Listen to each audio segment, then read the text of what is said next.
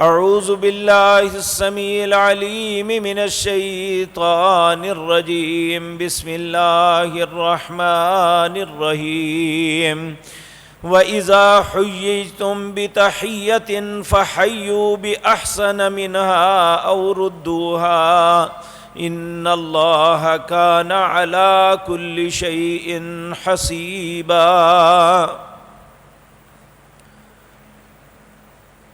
حضرات محترم، اللہ مالک نے انسان کے ذمے دو حق بیان فرمائے ہیں۔ ایک تو حق وہ ہے جو انسان کے اوپر اللہ کا ہے، انہیں حقوق اللہ کہتے ہیں، اور ایک حق وہ ہے جو انسان کا انسان پہ ہے، انہیں حقوق العباد کہتے ہیں۔ جس طرح حقوق اللہ کو پورا کرنا ہر مسلمان پہ فرض ہے، اور اسی طرح حقوق العباد کی پاسداری کرنا بھی ہر مسلمان کے اوپر فریضہ ہے۔ حقوق العباد کے معاملے میں والدین کے حقوق بیان آپ کے سامنے کیے،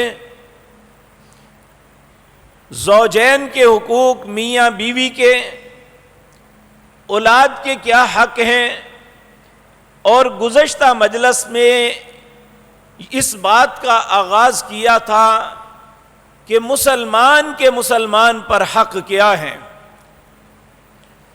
تو نبی کریم صلی اللہ علیہ وسلم کا یہ فرمان آپ کے سامنے عرض کیا تھا۔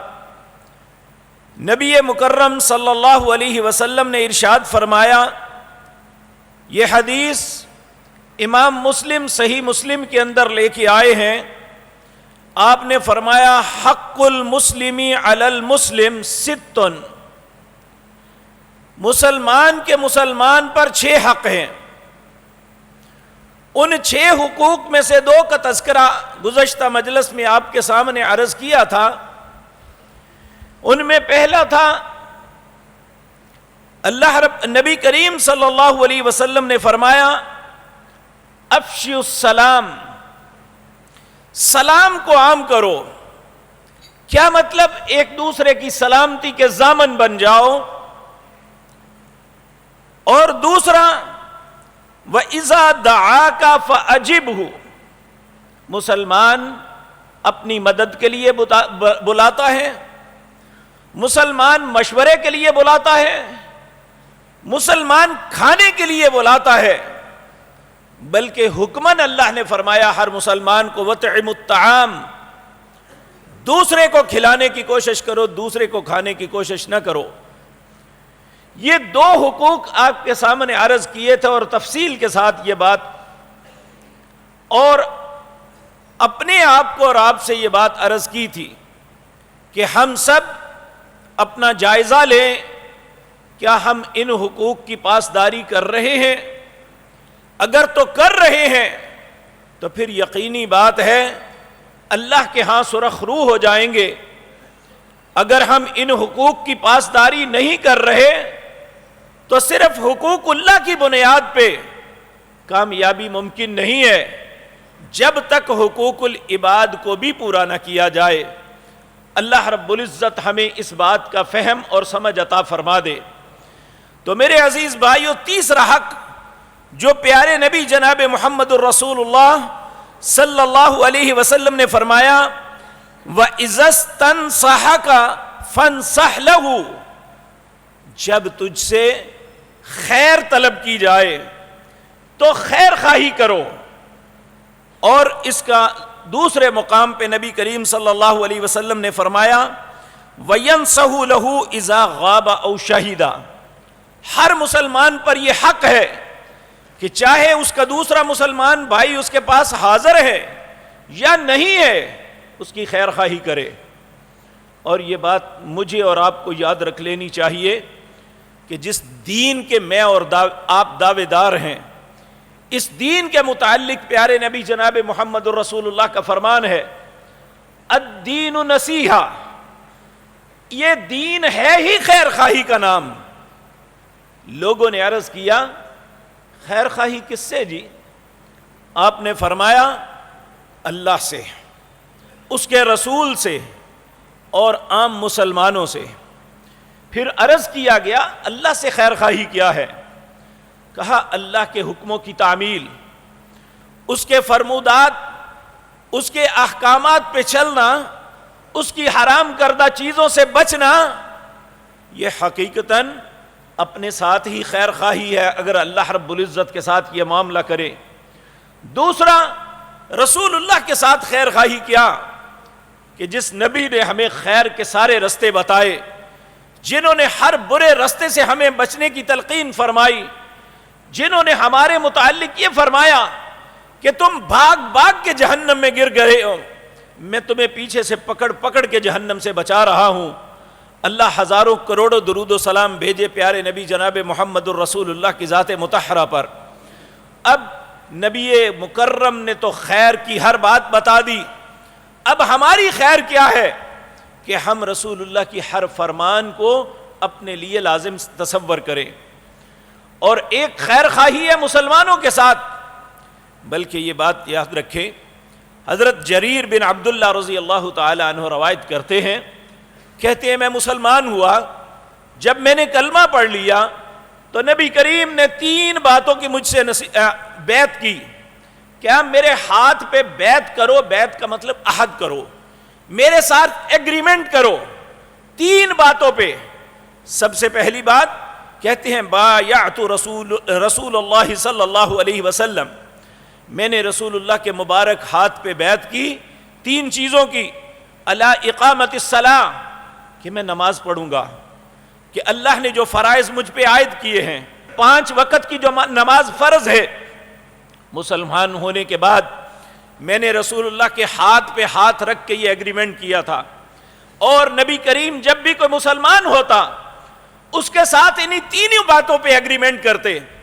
سب سے پہلی بات اقام الصلاۃ، نماز کو قائم کرنا، وایتاء الزکاۃ، اگر اللہ نے مال دیا ہے تو اس میں سے غرباء کا حق نکالنا، زکوٰۃ دینی۔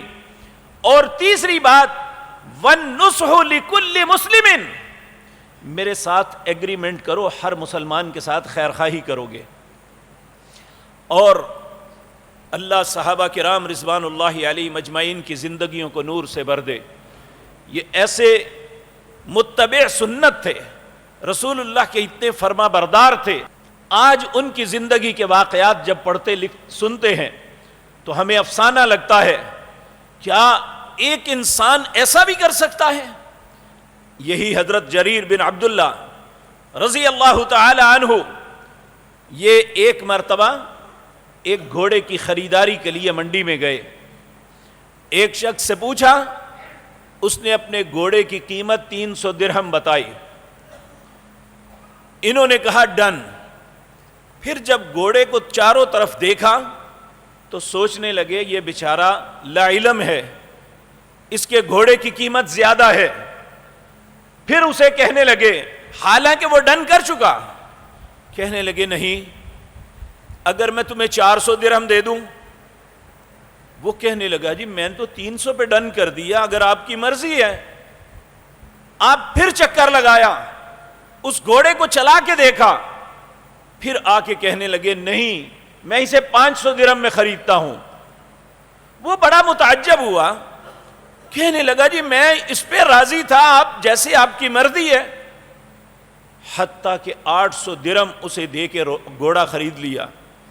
جو لوگ دیکھ رہے تھے انہوں نے پوچھا، جریر تمہیں 300 درہم میں مل رہا تھا، 800 درہم دے کے لے رہے ہو؟ کہنے لگے اللہ کی قسم، جب میں مسلمان ہوا تھا تو میں نے رسول اللہ کے ہاتھ پہ ہاتھ رکھ کے ایگریمنٹ کیا تھا۔ کیا؟ میں نے یہ معاہدہ کیا تھا، اقام الصلاۃ، نمازیں پڑھوں گا، ایتاء الزکاۃ، زکوٰۃ دوں گا، اور ہر مسلمان کے ساتھ خیر خواہی کروں گا۔ اللہ کی قسم اس بیچارے کو اپنے گھوڑے کی قیمت کا پتہ نہیں تھا، اور میں نے جب سوچا کہ اس گھوڑے کی اتنی قیمت ہونی چاہیے، اس لیے میں نے رسول اللہ کے ایگریمنٹ کو پورا کرنے کے لیے اس کے ساتھ خیر خواہی کی۔ کیا آج میں بھی مسلمان ہوں، اسی نبی کا کلمہ پڑھتا ہوں، آپ بھی مسلمان ہیں، اسی نبی کا کلمہ پڑھتے ہیں، اس نبی کا محبت کا دعویٰ کرتے ہیں، کیا ہم بھی کبھی ایسا زندگی میں سودا کیا ہے کہ ہمیں ایک سودا مل رہا ہو اور ہمارے علم میں بھی آ جائے کہ یہ اللہ علمی میں کہہ رہا ہے، اور ہم نے خیر خواہی میں اسے کہا ہو نہیں تیرا سودا زیادہ کا ہے اس لیے مجھ سے زیادہ لے لو؟ جب ان کے دل میں یہ خیر خواہی تھی نا، اللہ بھی ان کے ساتھ خیر خواہی کرتا تھا، کیونکہ اللہ کا اصول، دستور اور قانون ہے، اگر تم یہ چاہتے ہو کہ آسمان والا تم پہ رحم کرے تو زمین والوں پہ تم رحم کرو۔ جب زمین والوں پہ رحم کیا جاتا ہے تو آسمان والا خود رحم کرتا ہے۔ آج میں اور آپ، اللہ نے ہمیں زندگی کے مختلف مناصب پہ بٹھایا ہوا ہے، خوش نصیب ہے وہ انسان جو اپنے منصب کی قدر کرتا ہے۔ قدر کیا ہے؟ جو اللہ نے اسے منصب عطا کیا، جو عزت اور شرف عطا کی، وہ اس کا لحاظ کرتا ہے کہ مجھے اللہ نے یہ عطا کیا ہے، میں اس کا حق ادا کروں، میں لوگوں کے ساتھ خیانت نہ کروں، میں اپنے منصب کا ناجائز فائدہ اٹھا کے لوگوں کو تنگ نہ کروں، اللہ نے مجھے یہ منصب عطا کیا ہے۔ آپ دیکھیں قارون جب اپنی دولت پہ اس نے فخر کیا تھا نا، تو صالح اور نیک لوگوں نے اور انبیاء نے انہیں کہا تھا کہ اللہ نے جو نعمتیں دی ہیں اس کی قدر کرو، لیکن اس نے تکبر کیا اور نتیجہ کیا نکلا؟ اللہ نے زمین میں دنسا دیا تھا، بشمول سارے خزانوں کے زمین کے اندر دنسا دیا تھا۔ اور اللہ، یہ ہم کاروبار کرتے ہیں، ہم ملازمت کرتے ہیں، کسی منصب پہ بیٹھتے ہیں تو یقین جانیے اپنی تعلیمی قابلیت پہ نہیں، کتنے لوگ ہیں جو ہم سے بہتر تعلیم یافتہ ہیں لیکن انہیں یہ منصب نہیں ملتا۔ اگر کوئی منصب ملا ہے تو یہ اس اللہ کی عطا سمجھنی چاہیے اور اسے مسلمانوں کی خیر خواہی کے لیے استعمال کرنا چاہیے۔ اگر ہم یہ چاہتے ہیں کل قیامت کے دن جس کی سختیوں کو کوئی انسان برداشت نہیں کر سکتا، وہاں اللہ ہمارے ساتھ نرم رویہ اختیار فرمائے، اللہ ہم پہ رحم فرمائے، اللہ ہمارے ساتھ خیر کرے، تو آج مسلمان کو مسلمان کے ساتھ خیر کرنی چاہیے، مسلمان کے متعلق اچھی سوچ رکھنی چاہیے۔ ایک دن نبی کریم صلی اللہ علیہ وسلم ساتھیوں کے ساتھ تشریف فرما تھے، آپ نے اچانک کہا ابھی ایک بندہ آئے گا، میں اس کے لیے جنت کی بشارت دیتا ہوں کہ وہ بندہ جنتی ہے۔ تھوڑی دیر گزری، ایک نوجوان آیا، آ کے مجلس میں بیٹھ گیا، اسی طرح وقت گزر گیا، سب لوگ چلے گئے۔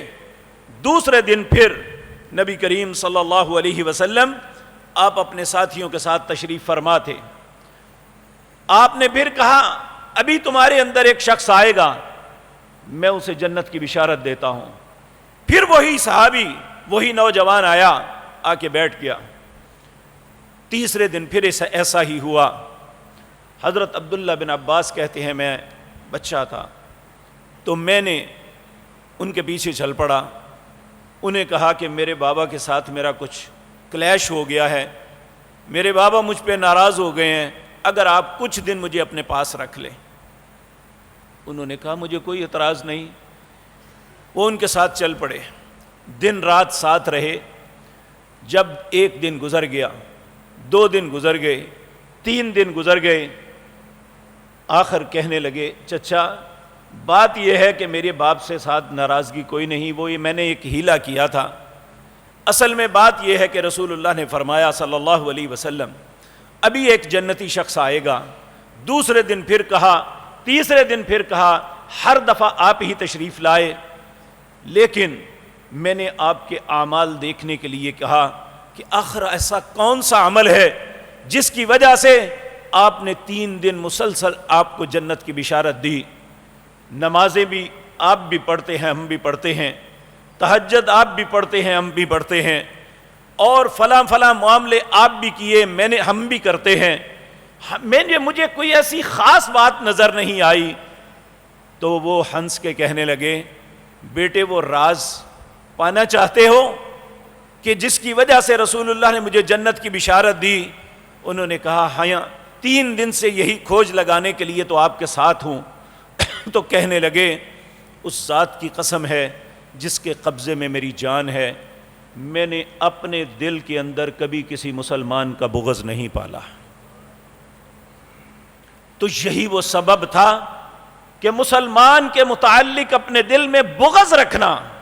ہاں اگر کوئی برا ہے تو بغض رکھیں.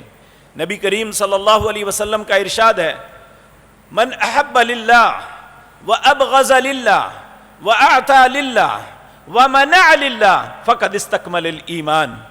جس نے کسی سے محبت کی اس لیے کہ اللہ اس سے محبت کرتا ہے، وہ کردار کا اچھا ہے اس لیے محبت کی کہ وہ مسلمانوں کا خیر خواہ ہے، اس لیے اس سے محبت کرتا ہے کہ یہ مسلمانوں کے اندر ایک اچھا کردار کا حامل ہے. وَأَبْغَضَ لِلَّهِ، اور اگر کسی سے بغض رکھا تو اللہ کے لیے کہ اس کا کردار گندا ہے، اللہ کا نافرمان ہے، سرکش اور باغی ہے، اس لیے اس سے بغض رکھا. وَأَعْطَى لِلَّهِ، اگر کسی کو عطا کیا تو اللہ کے لیے. وَمَنَعَ لِلَّهِ، کسی سے ہاتھ روکا تو اللہ کے لیے. فقد استکمل الایمان، نبی مکرم صلی اللہ علیہ وسلم نے فرمایا اس نے اپنے ایمان کی تکمیل کر لی، مکمل کر لیا. اللہ ہمیں بھی ایسا ایمان نصیب فرما دے، کیونکہ ہماری دوستی دشمنی اللہ کی وجہ سے نہیں، اپنے مفادات کی وجہ سے ہوتی ہے. تو مسلمان، نبی مکرم صلی اللہ علیہ وسلم نے فرمایا مسلمان کا خیر خواہ ہوتا ہے. حضرت حسن بصری یہ ایک بہت نیک انسان تھے، تابعی تھے. یعنی تابعی اس شخص کو کہتے ہیں جس نے ایمان کی حالت میں صحابی کو دیکھا ہو، اس سے علم حاصل کیا ہو، اس سے تربیت لی ہو اور ایمان کی حالت میں ہی موت آئی ہو، اسے تابعی کہتے ہیں. نبی مکرم نے 3 ادوار کو بہترین کہا خیر القرون کرنی، دنیا میں سب سے بہترین زمانہ جو پہلے گزر چکا یا قیامت تک آئے گا، سب سے بہترین زمانہ میرا، یعنی جب آپ اور آپ کے صحابہ ہیں. آخری صحابی 110 ہجری میں فوت ہوا. دوسرا فرمایا ثم الذین یلونہم، پھر اس کے بعد اس سے اگلا زمانہ یعنی تابعین کا، ثم الذین یلونہم، پھر اس کے بعد تیسرا زمانہ تبع تابعین کا. تبع تابعی اسے کہتے ہیں جس نے کسی تابعی کو ایمان کی حالت میں دیکھا اور اس سے تربیت حاصل کی، ایمان کی حالت میں فوت ہوا، اسے تبع تابعی کہتے ہیں. یہ 3 ادوار رسول اللہ نے کہا خیر القرون کرنی ثم الذین یلونہم ثم الذین یلونہم. پھر اس کے بعد آپ نے فرمایا باقی سب چھان بورا ہے، ہم چھان بورا ہیں. اللہ کے نبی کی نظر میں یہ وہ پاکیزہ اور مقدس انسان تھے. حضرت حسن بصری رحمہ اللہ فرماتے ہیں میں بعض صحابہ کرام رضوان اللہ علیہ مجمعین کو ملا اور انہوں نے یہ بات، میں قسم کھا کے کہتا ہوں کہ یہ بات انہوں نے میرے ساتھ کی. اور قسم کیا کھائی؟ جس ذات کے ہاتھ میں میری جان ہے، اگر تم چاہو تو میں خدا کی قسم کہہ سکتا ہوں کہ میں نے صحابہ کرام کی زبان مطہرہ سے یہ بات سنی. اللہ تعالیٰ کے سب سے محبوب بندے وہ ہیں، وہ نیک لوگ ہیں جو بندوں کے اندر اللہ کی محبت پیدا کرتے ہیں اور انہیں ایسی اعمال کی تلقین کرتے ہیں جن کی وجہ سے اللہ محبت کرتے ہیں. نبی کریم اس بات کی دعا مانگا کرتے تھے اللہم ارزقنی حبک وحب من یحبک وحب عمل یقربنا الیک. اے اللہ مجھے اپنی محبت کا رزق دے اور ان لوگوں سے محبت عطا فرما جن سے تو محبت کرتا ہے. وحب عمل یقربنا الیک، اے اللہ مجھے ایسے اعمال کی محبت نصیب فرما جو مجھے تیرے قریب کر دے. یہ رسول اللہ صلی اللہ علیہ وسلم دعا کرتے تھے. تو حضرت حسن بصری کہتے ہیں صحابہ کہتے تھے بندوں میں سب سے بہترین بندہ جو اللہ کا محبوب ہے وہ ہے جو بندوں کے دلوں میں اللہ کی محبت پیدا کرتے ہیں اور ایسے اعمال کی ترغیب دیتے ہیں جن اعمال کی وجہ سے اللہ محبت کرتا ہے ان سے. اور اس روئے زمین کے اندر سب سے بہترین انسان وہ ہے، سب سے بہترین مسلمان وہ ہے جو خیر خواہی کو عام کرتے ہیں، یعنی خود بھی لوگوں کے ساتھ خیر خواہی کرتے ہیں اور لوگوں کو خیر خواہی کی تلقین کرتے ہیں، انہیں خیر خواہی کی دعوت دیتے ہیں. ان کا کردار ہی ان کی ایک مجسم تصویر ہوتی ہے. ان کے کردار کو دیکھ کے لوگ مثالیں بیان کرتے ہیں کہ فلاں شخص بڑا خیر خواہ ہے، اس نے ہمیشہ خیر کا سوچا. آپ بعض ڈاکٹرز کے متعلق، بعض ذمہ دار آفیسر کے متعلق سنتے ہیں کہ وہ شخص اتنا خیر خواہ ہے کہ وہ اٹھ کے نہیں جاتا جب تک سائل اس کے دروازے پہ کھڑا رہتا ہے، جب تک وہ اپنے سائل کے مسائل کو حل نہیں کرتا اسے چین نہیں آتا. ایسے بھی صاحب کردار لوگ ہیں. جہاں بہت سے بد کردار ہیں وہاں صاحب کردار بھی ہیں. اللہ ہمیں بھی ان کے طریقے پہ چلنے کی توفیق عطا فرما دے. تو نبی کریم صلی اللہ علیہ وسلم نے آپ نے یہ نسخہ کیمیا بتایا خیر خواہی کیسے ہو سکتی ہے. حضرت ابو ہریرہ رضی اللہ تعالی عنہ اس حدیث کے راوی ہیں. امام ابو داود نے اپنی سنن ابو داود میں اس حدیث کو روایت کیا ہے. حضرت ابو ہریرہ کہتے ہیں رسول اللہ صلی اللہ علیہ وسلم نے فرمایا المؤمن مرآۃ المؤمن، مومن مومن کا آئینہ ہے. والمؤمن اخو المؤمن، مومن مومن کا بھائی ہے. یکف علیہ، وہ اس کا نقصان ہوتا نہیں دیکھ سکتا. اگر کسی کا نقصان ہو رہا ہے تو اسے تنبیہ کرتا ہے کہ یہ جو کام کرنے لگے ہو تمہارے لیے نقصان دہ ہے، یہ جو رشتہ کرنے لگے ہو تمہارے لیے خیر کا سبب نہیں ہے، یہ جو فلاں ایگریمنٹ کرنے لگے ہو تمہارے لیے اچھا نہیں ہے. نبی کریم صلی اللہ علیہ وسلم نے فرمایا کہ وہ اس کی نقصان ہوتا نہیں دیکھ سکتا، اور ایک فرمایا وہ اس کی غیر موجودگی میں وہ ہے نہیں اور اسے پتہ بھی نہیں میرا بھائی میرے لیے کیا کر رہا ہے. وہ اس کی غیر موجودگی میں اس کی عزت کی حفاظت کرتا ہے. نبی کریم نے ایک دوسری حدیث میں فرمایا جو کسی مسلمان کی غیر موجودگی میں اس کی عزت نفس کی حفاظت کرتا ہے، قیامت کے دن اللہ اس کے گناہوں پہ پردہ پا کے اس کی حفاظت فرمائے گا. تو آج ہم نے یہ سمجھ لیا ہے کہ شاید دوسرے کو بے عزت کر کے عزت ملتی ہے. نہیں میرے بھائیوں، اللہ رب العزت نے عزت ہمیشہ عاجزی کے اندر رکھی ہے، دوسرے کے ساتھ خیر خواہی کے اندر رکھی ہے. آپ جتنا اپنے معاشرے کے اندر خیر کو پھیلائیں گے اللہ اتنی آپ کو بلند اور عزت نصیب فرمائیں گے. اللہ ہم سب کو ایسا بننے کی توفیق عطا فرما دے. یقین جانیے اس میں کوئی شک نہیں، وہ کہنے والا ہے یا سننے والے، اس معاملے میں ہم سخت سخت سخت کوتاہی کا شکار ہیں. ہمیں احساس نہیں ہے کہ یہ جو جرم ہم سے ہو رہا ہے، جو مسلمان کی خیر خواہی نہیں. آج یقین جانی ایک وقت تھا مسلمان چاہے کسی کا واقف تھا یا ناواقف، اگر وہ مسلمان کے متعلق لوگوں کو اتنا یقین تھا کہ یہ نہ بدعہدی کرے گا نہ امانت میں خیانت کرے گا. ایک وقت تھا مسلمان تاجر کسی منڈی میں اپنا سامان لے کے اترتا، لوگ سارے व्यापारियों کو چھوڑ کے مسلمان تاجر کی طرف لپکتے کہ یہ دیانتدار لوگ ہیں، یہ امانت میں خیانت نہیں کرتے، یہ چیز میں ملاوٹ نہیں کرتے، یہ ناپ تول میں دھوکہ نہیں کرتے.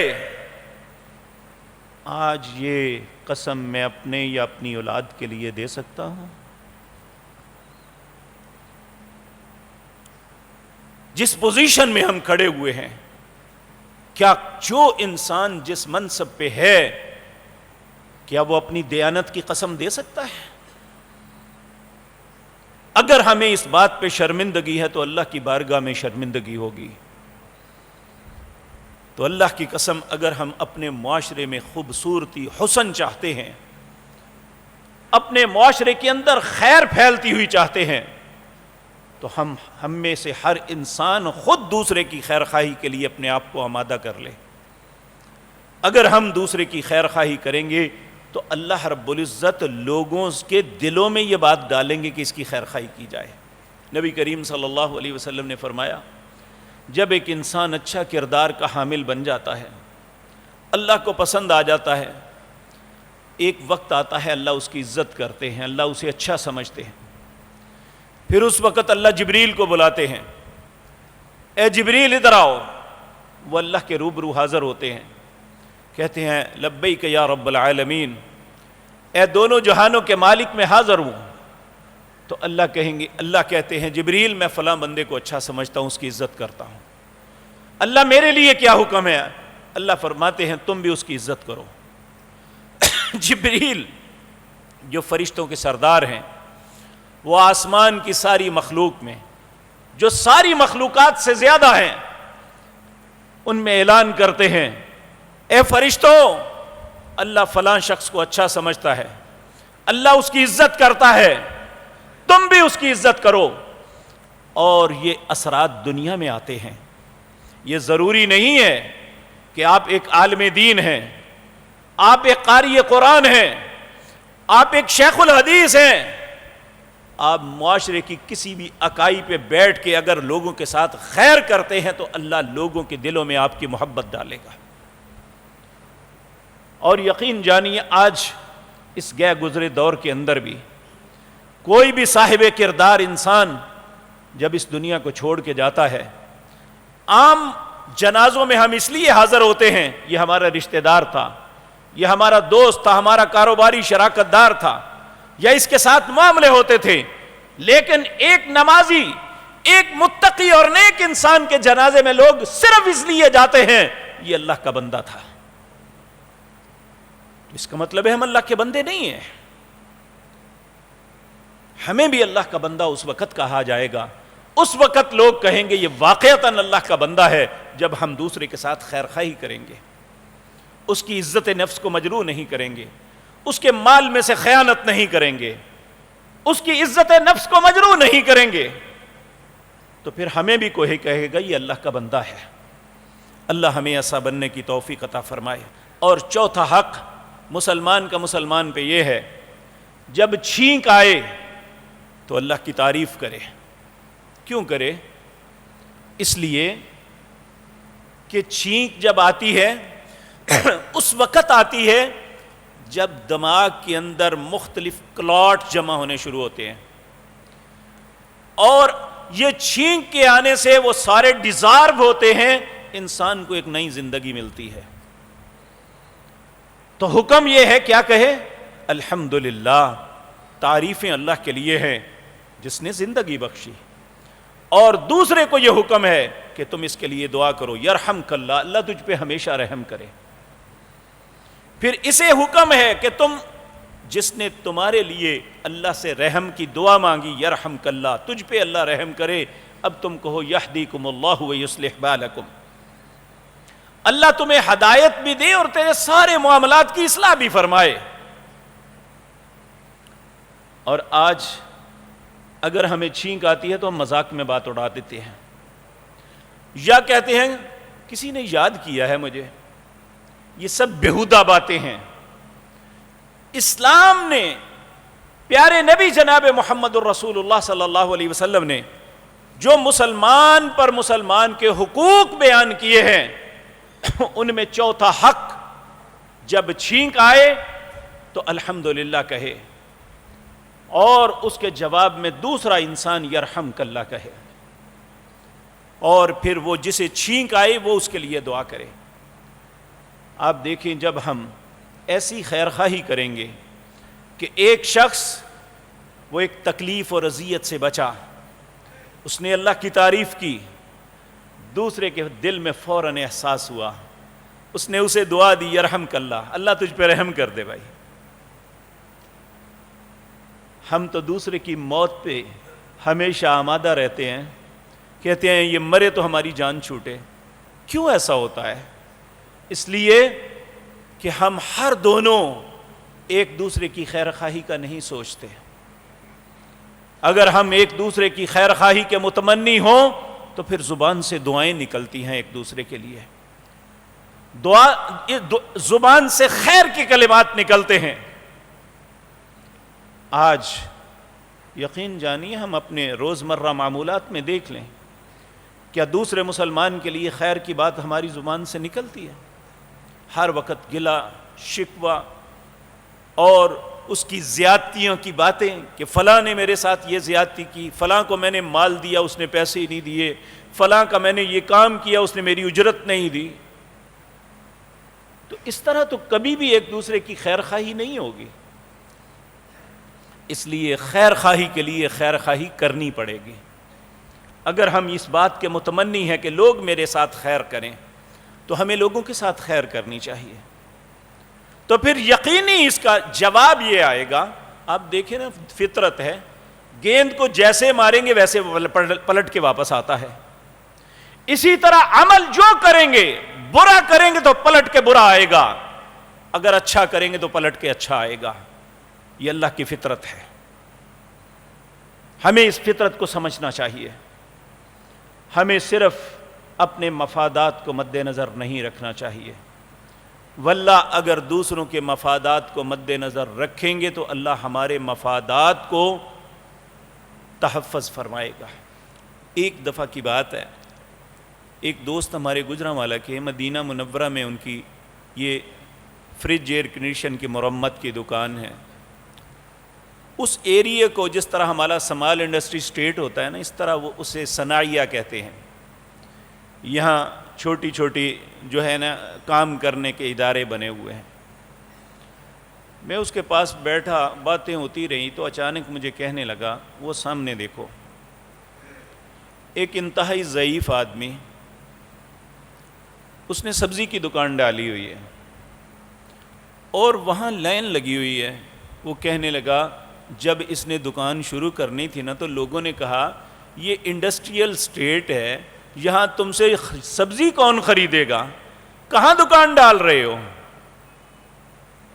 کہا جب لوگوں نے اس سے یہ بات کی تو اس نے کہا توکلت علی اللہ، میں اللہ کے بھروسے پہ کر رہا ہوں۔ کہتا ہے کبھی اس بندے نے خود کسی کو تول کے نہیں دیا، لوگ خود تول کے لے جاتے ہیں، اسے پیسے پکڑاتے جاتے ہیں۔ اللہ پہ توکل تو کر کے دیکھیں۔ ہم دنیا میں کتنی ہی مثالیں ہیں کہ جو لوگ اللہ پہ بھروسہ کر کے بیٹھتے ہیں اور وہاں بیٹھتے ہیں جہاں رزق کی توقع بھی نہیں، اللہ چھپر پھاڑ کے رزق عطا کرتا ہے۔ اس لیے جو اللہ نے اصول اور قانون بنائے ہیں انہیں اپنائیں گے تو ہماری زندگی میں خیر آئے گی۔ تو چوتھا حق نبی مکرم صلی اللہ علیہ وسلم آپ نے فرمایا وہ چھینک کا جواب دینا ہے۔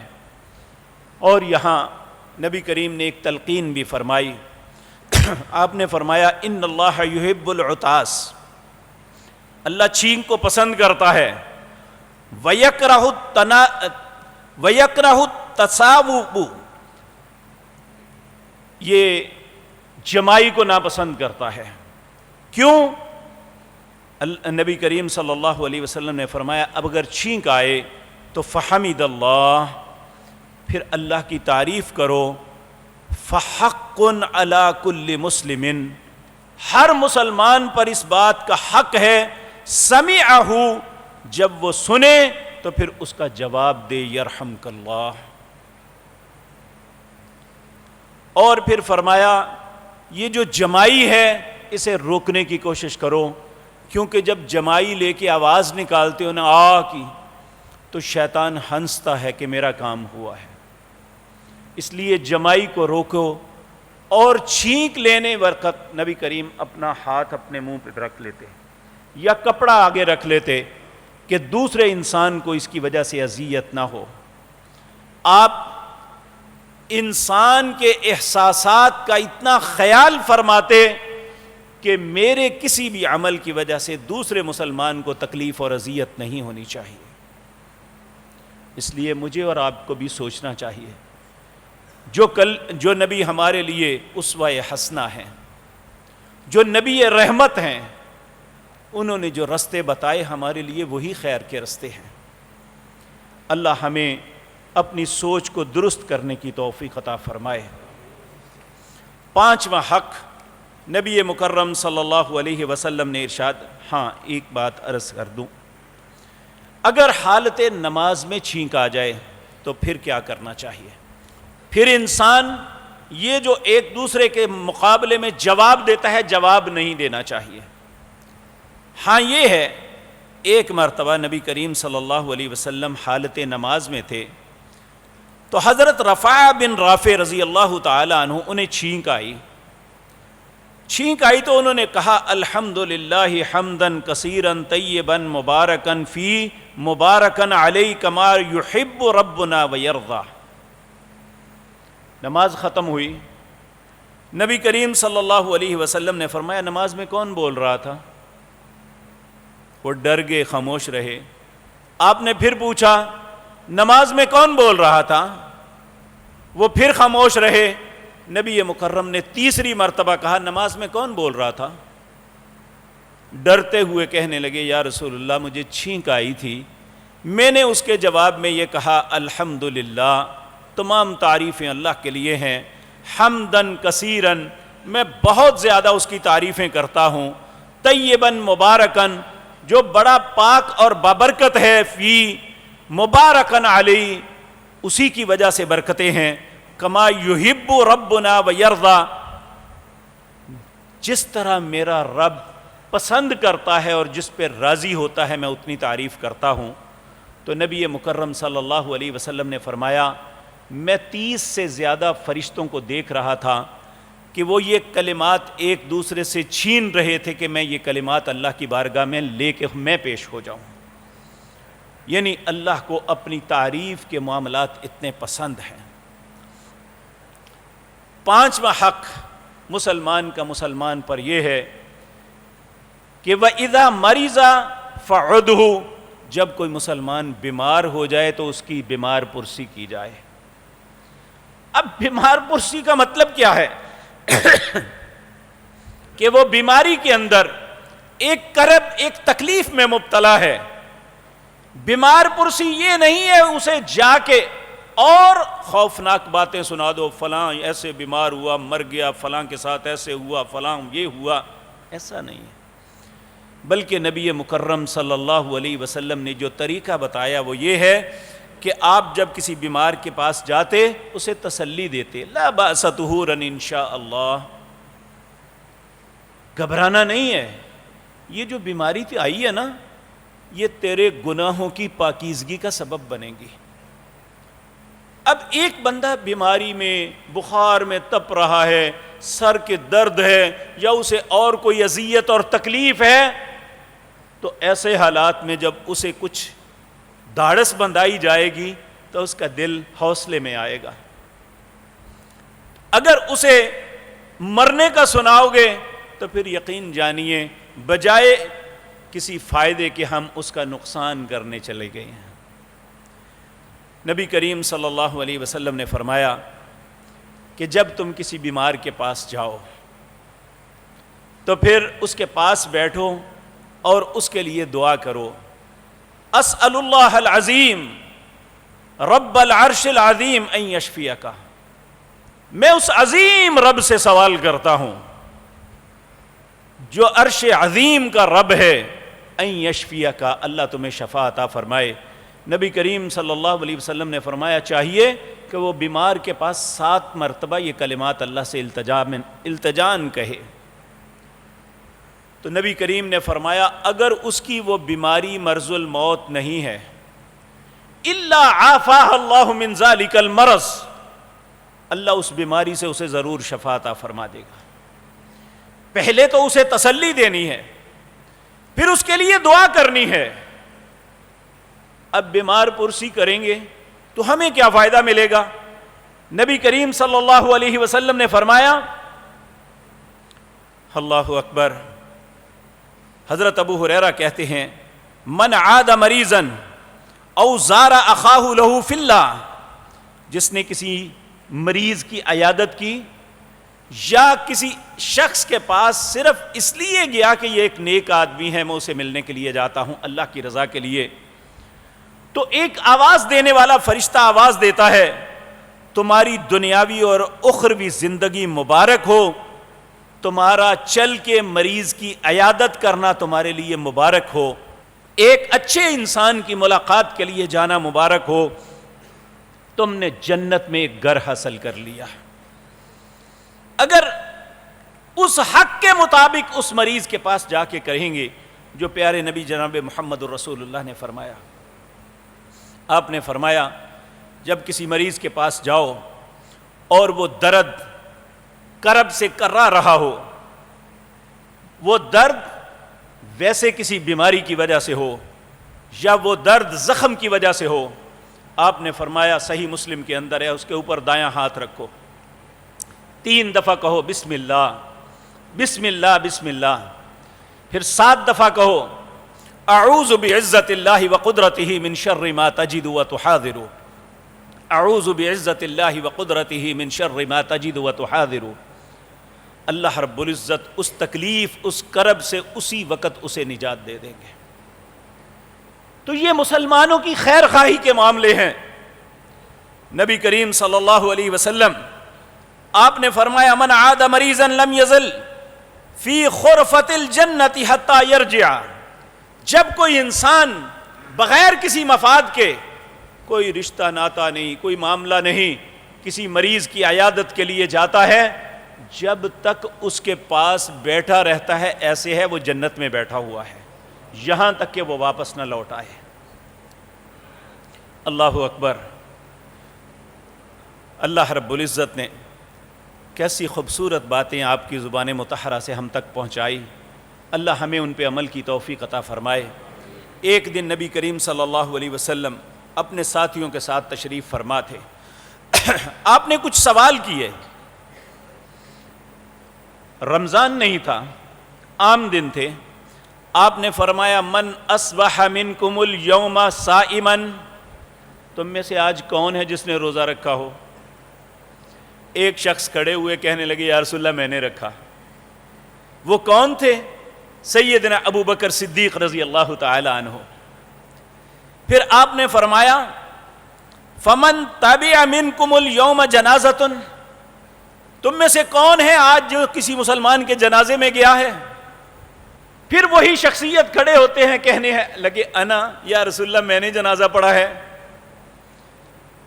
پھر نبی کریم صلی اللہ علیہ وسلم نے فرمایا فمن اطعم منکم اليوم مسکینا، تم میں سے کون ہے جس نے آج کسی مسکین کو کھانا کھلایا ہو؟ حضرت ابو بکر پھر کھڑے ہوتے ہیں کہتے ہیں یا رسول اللہ صلی اللہ علیہ وسلم انا، میں نے مسکین کو کھانا کھلایا ہے۔ تو نبی کریم صلی اللہ علیہ وسلم نے فرمایا جس کے اندر یہ چیزیں ایک دن کے اندر جمع ہو گئیں، اس نے روزہ رکھا، اس نے کسی کا جنازہ پڑھا، اس نے کسی مسکین کو کھانا کھلایا، ہاں ایک یہ کہ تم میں سے کون ہے جس نے کسی مریض کی عیادت کی ہو؟ حضرت ابو بکر کہنے لگے یا رسول اللہ میں نے کی تھی۔ آپ نے فرمایا جس کے اندر یہ 4 چیزیں ایک دن میں جمع ہو گئی، اللہ رب العزت الا دخل الجنہ، اللہ اسے جنت میں ضرور داخل کر دیں گے۔ ایک دن میں 4 کام، اور صحابہ ایک سے ایک بڑھ کے، لیکن جنت کا حقدار کون ٹھہرے؟ سیدنا ابو بکر صدیق رضی اللہ تعالی عنہ۔ جو بات پوچھی کہا میں نے کیا، آپ نے پوچھا مسکین کو کھانا میں نے کھلایا، جنازہ پڑھا جی میں نے پڑھا، یہ مریض کی عیادت کی کہا میں نے کی، کہا روزہ کس نے رکھا کہا میں نے رکھا۔ اللہ ہمیں بھی ایسے رستوں کو اپنانے کی توفیق عطا فرما دے۔ تو میرے عزیز بھائیو، چھٹا حق یہ ہے کہ نبی کریم صلی اللہ علیہ وسلم نے فرمایا اذا ماتا، جب کوئی مسلمان بھائی یا بہن فوت ہو جائے فاتبع، اس کا جنازے کی اتباع ضرور کرو۔ فرض نہیں ہے، یہ فرض کفایہ ہے۔ اگر ایک بستی کے کچھ لوگ جنازہ پڑھ لیتے ہیں تو سب بری، لیکن اگر کوئی بھی اس مسلمان کے جنازے میں نہیں جاتا سب پہ گناہ ہے۔ تو جنازہ اگر پڑھنا ہے تو اس لیے نہیں کہ ہم نے منہ ملازہ رکھنا ہے، رشتہ داری نبھانی ہے، جنازہ اس لیے پڑھنا ہے کہ مسلمان کا مسلمان پر حق ہے، اس لیے جنازہ اللہ کی رضا کے لیے پڑھنا ہے۔ نبی کریم صلی اللہ علیہ وسلم نے فرمایا من اتبع جنازۃ المسلم ایمانا واحتسابا، جو کسی مسلمان کے جنازے میں شامل ہوتا ہے دو شرطوں کے ساتھ، ایمان اور اپنا بھی محاسبہ کرتا ہے کہ آج یہ دنیا سے چلا گیا، مجھے بھی ایک دن جانا ہے، میں نے اپنی زندگی کیسی گزاری، اللہ کے حضور یہ کیا جواب دے گا اور میں کیا جواب دوں گا۔ احتسابا وَكَانَ مَعَهُ حَتَّى يُصَلِّي عَلَيْهَا وَيَفْرُغُ مِن دَفَنِهَا، وہ اس کی نماز جنازہ پڑھتا ہے، پھر اس کے بعد اس کے دفن میں شامل ہوتا ہے۔ نبی کریم صلی اللہ علیہ وسلم نے فرمایا فَإِنَّهُ يَرْجِعُ مِنَ الْأَجْرِ بِقِرَاتَيْن، اللہ اسے 2 قرات اجر عطا فرمائیں گے۔ پھر فرمایا کُلُّ قِرَاتٍ مِثْلُ أُحُد، ایک قرات احد پہاڑ کے برابر ہے۔ جن لوگوں نے احد پہاڑ دیکھا ہوا ہے انہیں تو اس کی ہیبت کا علم ہوگا، جنہوں نے نہیں دیکھا یہ 1 کلومیٹر بلند ہے اور 6 کلومیٹر لمبا ہے، اس کا کتنا وزن ہوگا۔ جو ایک مسلمان جسے اس وقت دعاؤں کی اشد ضرورت ہے اور ممکن ہے ہماری اللہ سے التجا کی وجہ سے اللہ اس پہ درگزر فرما دے، اسے معاف کر دے، تو اگر کوئی مسلمان خیر خواہی سے جاتا ہے اور اس کے جنازے میں شریک ہوتا ہے، نبی کریم صلی اللہ علیہ وسلم نے فرمایا اذا صلیتم علی المیت فاخلصوا لہ الدعاء، جب کسی میت کا جنازہ پڑھو نا تو اخلاص کے ساتھ اس کے لیے دعا مانگا کرو، اور اس کے لیے دعا کیا ہے اللہم اغفر لہ وارحمہ، اے اللہ اسے معاف کر دے، اس پہ رحم کر دے۔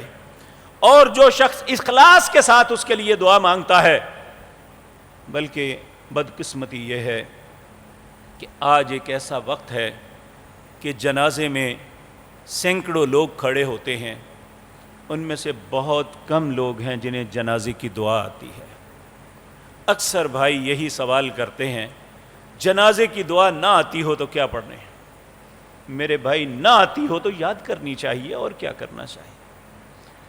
جب تک نہیں یاد ہوتی کوشش کے باوجود ہم معذور ہیں، اللہ ہمیں درگزر فرمائیں گے، لیکن اگر ہم اس کے لیے کوشش ہی نہیں کرتے تو پھر مجھے بھی تیار ہو جانا چاہیے کہ جس طرح میں دوسروں کے جنازے پہ دھوکہ دیتا رہا میرے ساتھ بھی یہی ہوگا۔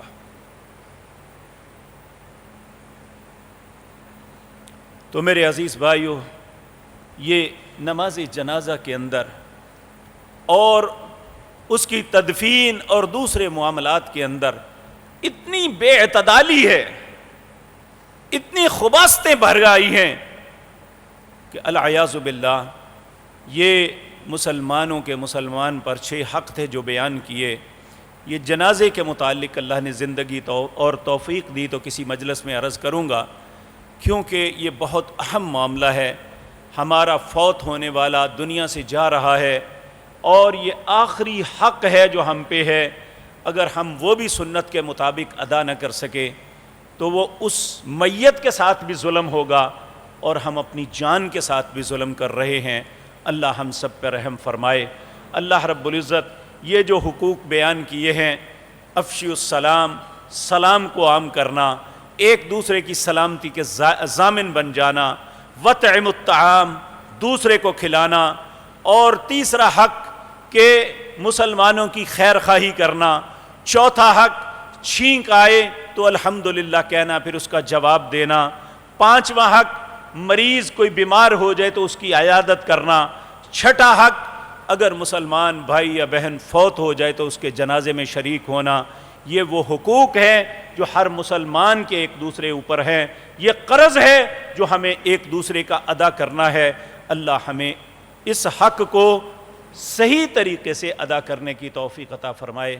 اقول قولی ھذا واستغفر